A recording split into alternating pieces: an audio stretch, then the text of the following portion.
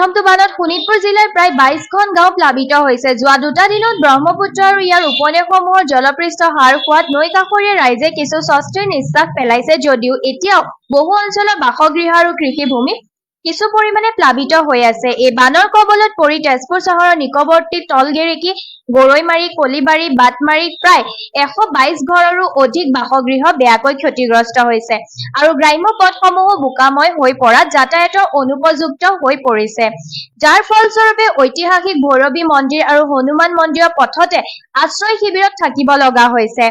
এক অপৰিষ্কাৰ পৰিৱেশত শিশু, মহিলা, পুৰুষ আৰু বৃদ্ধ লোকসকলে নিজৰ পশুধনৰ লগতে শিবিৰত সহবাস কৰিব লগা হোৱাত স্বাস্থ্যজনিত সমস্যাই দেখা দিছে। এই বানত প্লাবিত হৈ কলাগুৰু বিষ্ণুপ্ৰসাদ ৰাভাৰ সমাধি ক্ষেত্ৰ বোকাময় হৈ পৰিছে আৰু বামুণী পাহাৰৰ কাষৰ তেজপুৰ চহৰ সংযোগী পথত ব্ৰহ্মপুত্ৰৰ বাঢ়নী পানীয়ে প্ৰবল খহনীয়াৰ কবলত পৰিছে। উল্লেখনীয় যে যোৱাকালি আৰু আজি গেৰেকী আৰু কলিবাৰী আশ্ৰয় শিবিৰত থকা লোকসকলৰ মাজত বিধায়ক পৃথ্বীৰাজ ৰাভা আৰু বৃহত্তৰ তেজপুৰ মাৰোৱাৰী যুৱ সন্থাৰ জাগৃতি মহিলা শাখাই চাউল, দাইল, বিস্কুট, আলু আদি বিভিন্ন খাদ্য সামগ্ৰী বিতৰণ কৰিছে।